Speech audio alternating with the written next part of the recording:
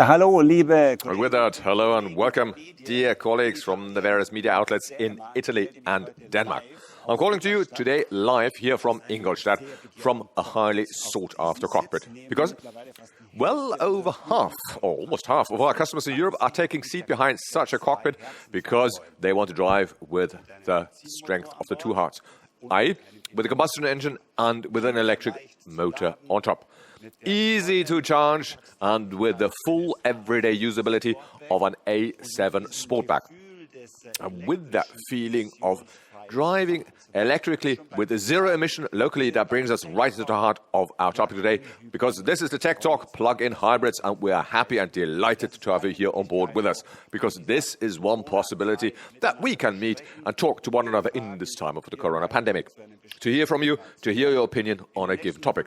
So, in the next 25 minutes, we will give you an overview on the entire topic, before we then look forward to hearing from you and your questions. And to this end, you really can use the chat function at the bottom of your screen, send in your questions, or later, if you want, press the hand to actually get live on show here.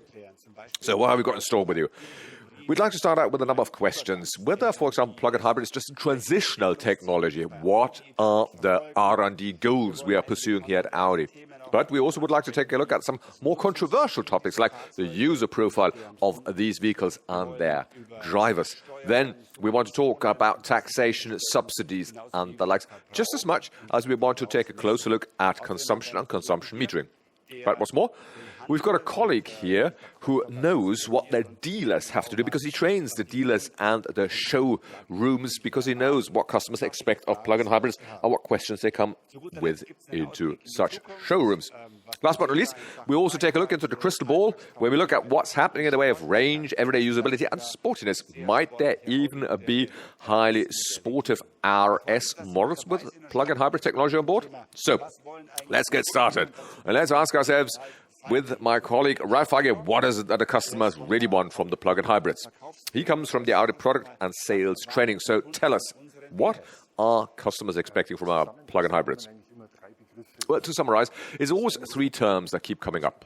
Of course, first of all, they want to have a distinct electric drive experience. Secondly, simple and easy electric charging. And thirdly, everyday usability, as you just mentioned. Now, we summarize this as this triangle of objectives. And if you take a closer look at the three, then electric driving, of course, has a lot to do with range.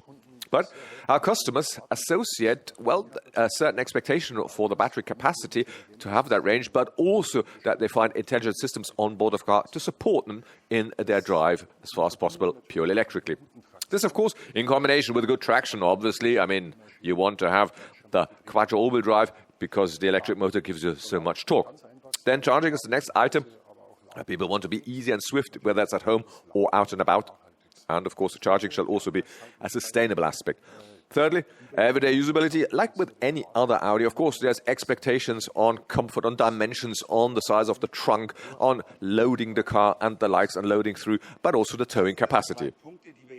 Okay, so let's take a closer look at these three aspects from an engineering side, to which end I'm asking a second expert to join me here in the studio, Bernhard Decker, our project manager for electrification. So welcome, Bernhard. So Bernhard, tell us, how do we implement this electric driving with the plug-in hybrids?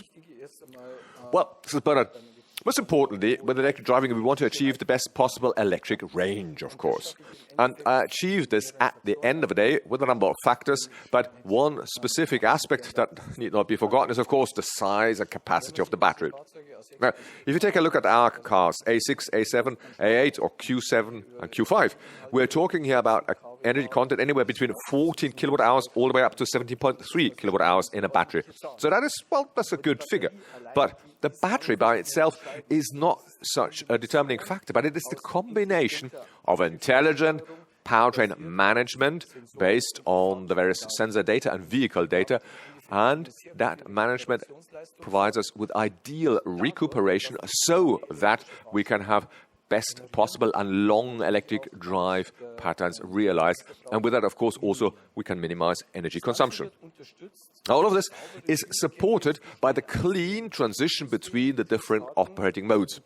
And of course, also through the total vehicle management. And with this, as I already said before, you achieve top recuperation energy while braking and while coasting. But what's vitally important is, of course, that we also have all these efficiency systems on board that we have integrated into the plug-in hybrids, because they will manage the powertrain in such a way that you can drive very predictively with these cars. But I think we'll come back to the predictive driving later. Now, the aim of all this is, of course, that we use the given energy, both from the combustion engine, but also from the electric motor and electric capacity, to use it most efficiently. And the most important aspect here is, of course, that the driver need not take care of anything. All of that happens in the background. So he can drive comfortably while cruising, or if he wants, be quite dynamic on the road. It's no problem whatsoever, because all of this is managed in the background without him barely having to notice. Okay, so that's the driving experience. But what about charging, the second aspect? How do you charge a battery plug-in hybrid? Well, there's two possibilities, of course. You can charge at home, which is 90% actually of all charging procedures. And with, I mean, what do we have here? 7.4 kilowatt charging capacity. I think that's ideal, because it takes less than 2.5 hours to fill the battery from flat to full up again. So 2.5 hours. I mean, you could do this overnight while you sleep, or you sit in your office and are working, or maybe also you keep the car in the evening while you go, for example, to the gym or to the cinema. So I think that's really a good figure, 2.5 hours. That's very usable in everyday situations. And it's a good compromise between technical complexity and simplicity in the handling for the customer. Because, of course, in inner urban cities, I mean, these AC current sockets are something that you will find most often, while at the same time, of course, you can also do so at home in your garage, for example. It's easy to install. So that brings us to the third aspect of our target triangle. Of course, we offer an Audi with a trunk, as you would expect, but with a plug-in hybrid, for your engineers, that is a bit of a challenge, no? Indeed, that is a challenge, because, I mean, it's not that easy to just fit the battery into the trunk and that's it. No. I mean, you want to ensure everyday usability is a given, to have the package with the trunk volume so that you can actually fill the car up, and with that, you can secure and ensure that this car, well, just behaves like any other Audi, as you would expect from an Audi, and you can use this Audi without any limitations. And we've achieved this by having the battery and the electric components integrated very weight and space savingly here, as you see underneath the trunk floor. This means we've got a flush trunk floor and also the capacity to load through without any obstacles being in the way if, for example, you fold down the rear seats, so you can even fit big, sizable objects into the car. But also there's practical aspects that need to be considered and that can be realized with the car. For example, towing. We've got a massive towing capacity and towing load, and as I said, also a sizable trunk volume. I'll give you the example of the A6 Avant.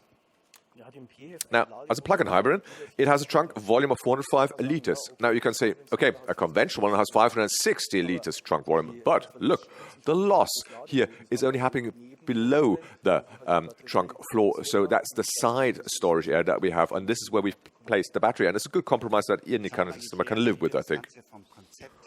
Okay, so that's the concept. But let's now take a look at the models that are currently on offer that come as plug-in hybrid powertrains.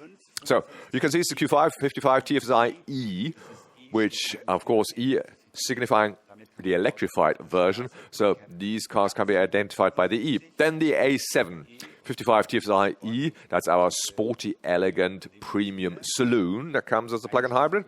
Then, one level up, you have the Q7 as a 60 TFSI E, followed by our flagship the 8 as a 60 TFSI E, and we'll come back to that car later. What's the engine versions we have here on board of these cars, and of course also the A6 that we just heard earlier when we spoke about the trunk. But what's more, we're actually going to extend that lineup of plug-in hybrids. Is that right? Indeed. I'm permitted to say that much already today, that in the compact class, next weeks and months, we'll see the A3 plug-in hybrids to the market, as well as the Q3 as a plug-in hybrid. And then at the upper end, we will also have this year sporty SUV coming as a plug-in hybrid, namely the Q8 plug-in hybrid, all coming to market still this year. Okay, speaking of engines, I mean, there's a different powertrain versions on board. Is that right? Indeed, depending on the markets and the model lines, you have two different power variants of the plug-in hybrids. For example, there's the ones with the 220 kilowatts, that's 299 PS and 490 newton meters. That's the cars for the more comfort and more cost-aware customers. And then we've got a more dynamic version with 270 kilowatts, that's 367 HP and 50 newton meters of torque. But not enough with that. The dynamism of that version is also something that's evident when you look at the options, like 19-inch rims. Then the Matrix LED headlights out the front, but also inside you will note you have leather Alcantara seat linings, but also, for example, a stainless steel pedal. Now, all these facts and figures, of course, can also be retrieved from the digital press kit. And by the way, in the Audi Media Center, you have illustrations, you've got images, you've got animations awaiting you, as well as clips, anything you would like to know about the plug-in hybrid. But let's drill this a little deeper and let's take a closer look at the engineering side, which we always do in the Tech Talk, because we assume that you are interested in the engineering side of what we're presenting. So, from my side studio, I'm calling my colleagues Eckhard Kleindienst from the Audi Communication and another expert here next to him, that's August Exi, who is responsible for the plug-in hybrid powertrain development. So over to you, Ecki. Thank you, Wolfgang. Indeed. Here, let's take a look at the powertrain of our plug-in hybrid models together with August. And it's a complex interplay between the electric motor and the combustion engine. So let's start right away with the combustion engine. With some models, we're using a V6, while others come with an inline 4-cylinder. So why this difference, August? Well, look, this has to do with right sizing. In our mid-sized vehicles, like the Q5 and the A6, we're using a 4-cylinder powertrain, while on our heavier vehicles, like, for example, the Q7 or the A8, we use a V6 combustion engine. This makes sure that the drive dynamic data and ratings, as well as the low fuel consumption, can be achieved for these cars. At the same time, our focus has also been placed on making sure that as much electrical stages can be driven purely electric, or drive taps can be driven as much electric as possible. So we've got a powerful electric motor on board that allows us also to have as many drive situations really covered by the electric drivetrain, giving you an optimal, ideal and balance of a strong powertrain and low fuel consumption. And typical for Audi, we also, of course, have the all-wheel drive Quattro on board for maximum traction and safety. Now, a key element, of course, of a plug-in hybrid is always the battery. As we already saw and heard, we're using the Q5 battery, where we're speaking of about 14 kilowatt hours capacity. And, of course, some of us may ask, is that sufficient? Is that enough for everyday usability to drive as much electric as possible? Indeed, that's a good question. We might not have the biggest battery, the 41 kilowatt hours in the Q7 with a 70.3 kilowatt hour capacity, but of course we at Audi pursue a different approach here. We use the intelligent and very networked powertrain management system that allows us to use the given energy content to a maximum efficiency, and especially in real drive situations, to drive as much and as often as possible in the electric mode. And as Bernard said, we don't want to have a massive big battery here in any way blocking the trunk, but we want to give you the best possible everyday usability for you as a customer. And that's why we've also got other efficiency technology on board that shall help the customer to drive as efficiently as possible. That's the PEA, the Predictive Efficiency Strategy, and the POS, the Predictive Operating Strategy. The PEA, he's just repeating this, is the Predictive Efficiency Assist, and the POS, the Predictive Operating Strategy. They make sure we've got as much recuperation shares as possible and drive as much electric with the car as possible. Okay, you've given us already the acronyms PEA and POS, but what's the engineering side of these? And let's start with the PEA, the Predictive Efficiency Assist. Well, you probably already noticed from our conventional models from Audi, the PEA uses the information given in the car, for example, the topographic data from the sat-nav, but also from the near-field sensors, like the front camera, which means PEA knows, for example, upcoming villages, conurbations, inclinations, and drops, and it also, of course, knows the near vicinity of the vehicle and will thus manage the powertrain accordingly. So PEA is the near-field management of the car and then decides when it will coast or recuperate. Which brings us to the second one, the POS, the Predictive Operating Strategy. What makes that so special? Well, the POS really looks at the energy management over the long haul, which means it manages the powertrain over the entire route. It knows exactly when you're, for example, on the motorway, where there's a traffic jam ahead of you, and what is the environment at your destination like. So, meaning, if it is the aim to have, or if the destination is in a city setting, the energy content will be distributed such a way that the last mile can be driven purely electrically, and so that the customer at the destination will be able to refill his storage capacity battery to the full. Now, with all these helpers on board, the one or the other customer and driver will, of course, ask themselves, well, do I have to consider all of this while driving? Do I have to manage this myself? No, look, I can tell you straight away, as a driver, you need not worry at all. Powertrain control works in the background and really drives the operating strategy. So you can focus on driving. All that you will notice as a driver are these very gentle prompts from our active drive pedal. It will indicate it's time to recuperate now or it's time to coast.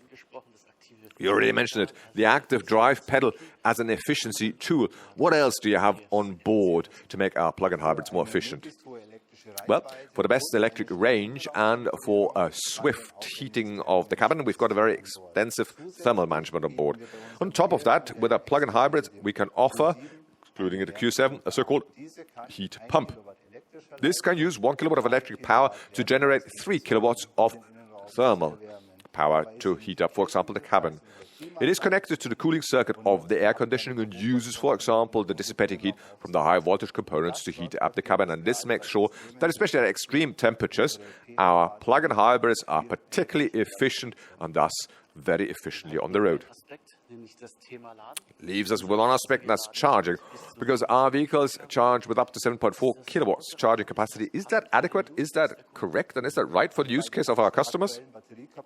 Well, with the current battery capacities, the 7.4 kilowatt charging capacity are the ideal balance of charging speed and the additional technical effort for a hybrid vehicle. Which means in no more than 2.5 hours, the plug-in hybrid battery is fully charged. And this means that an Audi plug-in hybrid is ideally suited for the typical plug-in hybrid use case, namely charging no more than once or twice per day. A higher charging capacity is at the moment not necessary. But of course, this brings me back to my intelligent powertrain management, the PEA and POS, which support the customer to drive as many stages as possible in pure electric mode and thus to arrive as efficiently as possible at its destination. Well, thanks, August, for this little technical deep dive in the powertrain management of our plug-in hybrids. But now let's have a look at some of these prejudices, or shall we call them the myths, surrounding plug-in hybrid models. And to this end, I hand back over to you, Wolfgang. Well, thanks, Eki. I'll forward that question straight to Ralph. Are customers coming to you only asking for tax benefits and subsidies? Is that the reality? Well, as you said quite rightly, sometimes they do. Because, of course, money always plays a role when you buy a car. Of course, but that's not all. There's a lot more and many other good reasons why our customers are interested in plug-in hybrids. And to take a closer look at them, you have to distinguish between different customers. You've got on the one hand the private customer. Now, a private customer, that's the ones who are really, they're convinced when they buy a plug-in hybrids. For them, sustainability, zero-emission driving, quiet driving is something that's vitally important, that they really put great value on.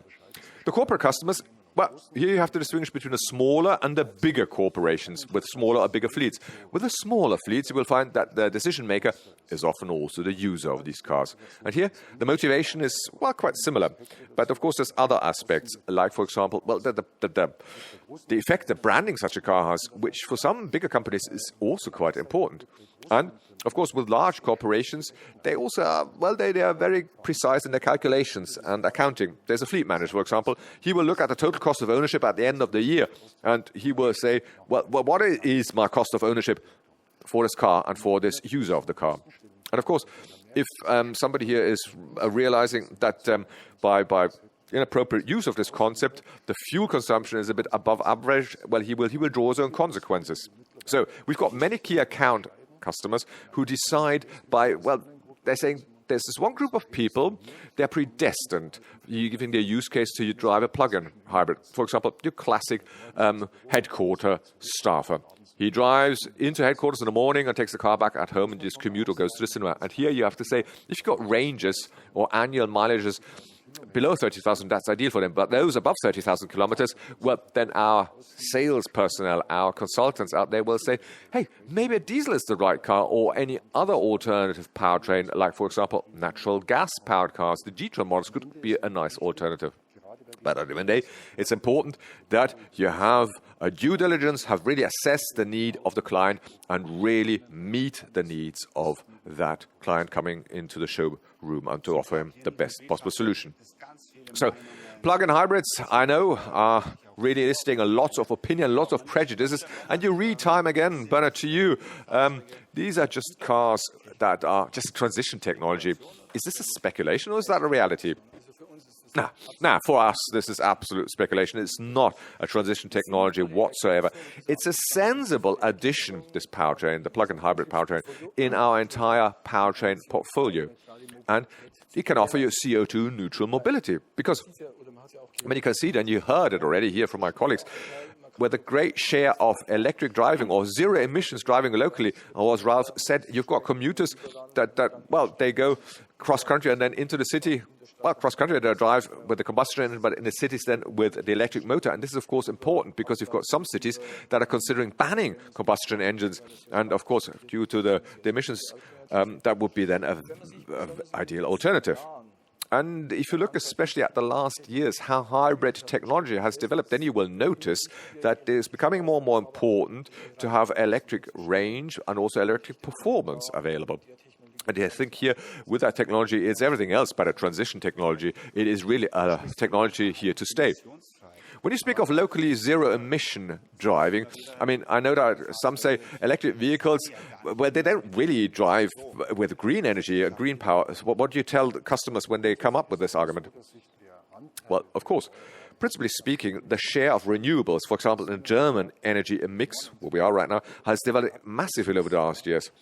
The year before, we had 47%, but in the first half of 2020, that share went up to 57%. So you can see this is getting better and better. But of course, you can influence this yourself. You can say, okay, I've got a photovoltaic system at my home or my company headquarters, and of course, that is renewable energy that I'm using. Or, for example, using the group offer from Volkswagen. Volkswagen Natural Renewable Power. That's the best way. So what do customers need in order to connect their car to the grid?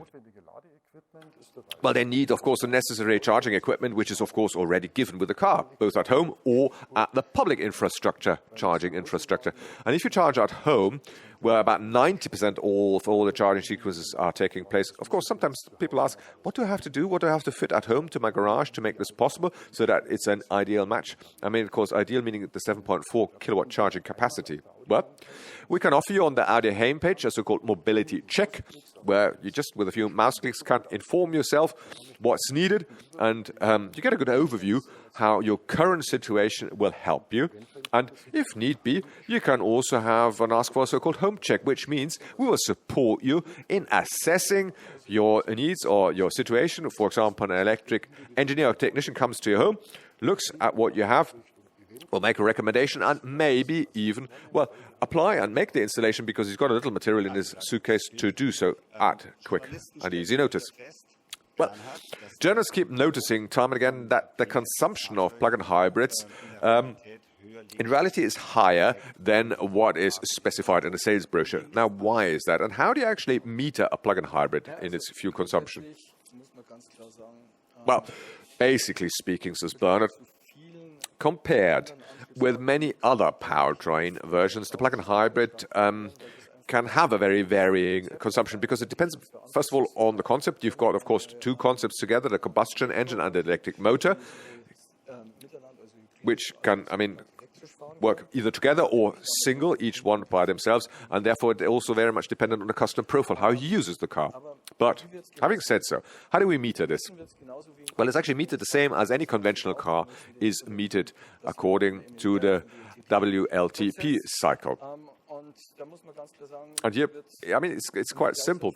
Compared to a combustion engine, of course, that's conducted slightly different because I have a certain electric range that I can realize with a plug-in hybrid. So the WLTP cycle is repeated so often, or a number of times, because when you start out, you've got the battery that's fully charged, and you drive as often until the battery is flat and or the combustion engine is started on top. And then this last cycle where the combustion engine is active, then you determine what is my electric range and how much is my fuel consumption, or should we say my CO2 emissions. All of this is then calculated together using factors, and the result afterwards is that what you see listed in the various brochures. Now, for us, however, the principle, and August has just said so before, it means you can be very efficient with the plug-in hybrid, and that means many of the systems on board are made available to the customer to realize this. And so we can say, and we're convinced that our plug-in hybrids have, I would say, the single-digit fuel consumption when it is a plug-in hybrid. So at the end of the day, to have the best ideal electric range, indeed. But of course, then the question beckons, why don't you just use bigger batteries? Why don't you take the battery from the e-tron and then you can drive 400 kilometers? It's not such a bad idea, actually, that you mentioned here. But of course, that brings us back to what we said earlier about this target triangle. Because implementing this makes it a bit difficult, and you have to, make bad compromises. A big battery means, you need package volume, you need trunk volume. You have to fit that battery somewhere. And then at the end of the day, everyday usability is prejudiced, of course, with that approach. And this is exactly where, we want to set ourselves apart. We want to offer great everyday usability. And what we've learned is that given the compact build of our battery, given the huge efficiency that we are yielding from our system and the support of the systems, our plug-in hybrids really are the correct right-sized concept for these vehicles. To give you just 2 or 3 figures here from the statistical evaluation. We just heard recently, or found out, that the average customer who lives in the city drives no more than 16 kilometers per day. Those living in the suburbs drive about 30 kilometers per day. That's exactly what you can do here with these plug-in hybrids. You can drive it either fully electric or in combination. And these are all ranges that the plug-in hybrids can easily match. And so we are convinced what we've got here is absolutely right and meets the market need here as we talk. We at Audi are also quite convinced as Wolfgang that the plug-in hybrids are the right offer to drive with zero emissions locally, because we are really driving a complete model offensive. So let's have a look in the future, to which end I'll ask my 2 colleagues from the other studio to join me once more, Eki Kleinitz and August Exi. Because August, what have you got up your sleeve when you look to the next few years? Well, for the development of the future plug-in hybrids, we've got 2 development targets. That is, we want to extend, of course, the electric range, while at the same time, we want to retain the everyday usability that we mentioned earlier today a number of times. Now, the electric range, of course, depending on the model, will come anywhere close to 80 kilometers. So with the future models, the energy content of the battery will increase, while at the same time, the dimensions of the battery will remain virtually identical, so that the customer will not have in any way prejudiced trunk compartment and still can load through. Now, given the increased battery capacity, the customer receives that top range, electric range, and that's also why we consider, of course, increasing charging capacity from currently 7.4 kilowatts to a little more, so that we can keep the charging time close and where it is today at 2.5 hours, which I think is a good fit and match for the future of plug-in hybrids. Eki, will there also be sporty models in the future, or maybe RS models? Certainly, that's an aspect that we're looking at. In future, you will see sporty, performing RS models coming as plug-in hybrids, meaning they will come with a plug-in hybrid powertrain. So, this is, as I said, will be coming in the middle and upper class segment in future to give the customers a complete new drive experience, what we call pure electric driving on the one hand, but at the same time also the interaction of a very performant and strong combustion engine and a very strong electric motor, which of course is a particularly appealing drive experience. And it's a consistent step in our electrification strategy that we will take in future. So you've defined the targets for the developers, is that right? Yes, indeed. We spoke about that target triangle earlier: electric driving, electric charging, and everyday usability. And that is now simply extended by another dimension, and it is performance and, power. That's the new dimension. So if you speak about well, the cars, the RS models come from our sports company, then of course you can well imagine these will be high, powerful powertrains coming with a plug-in hybrid technology to give the customers the performance they're looking for, but of course also to extend them by the factor of electric range and electric drivability, but also to give the emotional appeal that these cars retain and still have. Now, we look forward to your questions, dear guests, and let's summarize once more. What are the advantages of the plug-in hybrids? For whom are they suited? And what role will they play with Audi? Ralph, over to you. Well, plug-in hybrids at Audi are part and parcel of our electrification strategy. Depending on the country and model line, we've got, take-up rates anywhere between 30 to 50% already. So I really can say this is the new normal in our customer groups. Plug-in hybrids, well, will be the standard soon, or already the new normal, and it will be part and parcel of what you see on the road. Now, for whom are these cars? Well, you can say this course has a wide customer group. There's some customers who are interested in total cost of ownership. Then there's those who really are concerned about sustainability, and there's quite a few of them. And then we have those customers who love this instant torque of the electric motor when they put metal to the pedal. Then there's those customers who love the quiet drive of the plug-in hybrids. And there's customers who love the comfort. I mean, many don't even notice this. You only realize when you drive them that no matter at which season you're driving the car, I mean, auxiliary heating will always heat the cabin up to 21 degrees or cool it down to 20 degrees. So, I mean, it's hard to pinpoint it in real life because all of these advantages and all of these elements will always be a given. And I think the perfect balance in our products is certainly a given. And many of these claims can be met with the plug-in hybrids. So, plug-in hybrid offers you all the possibilities of driving electrically and with zero emissions. You just have to use these opportunities and possibilities. So, thanks to the colleagues here in the studio. Thanks to everybody live online. The next Tech Talk will happen soon, and we will address you. So thanks, and see you soon again. Goodbye.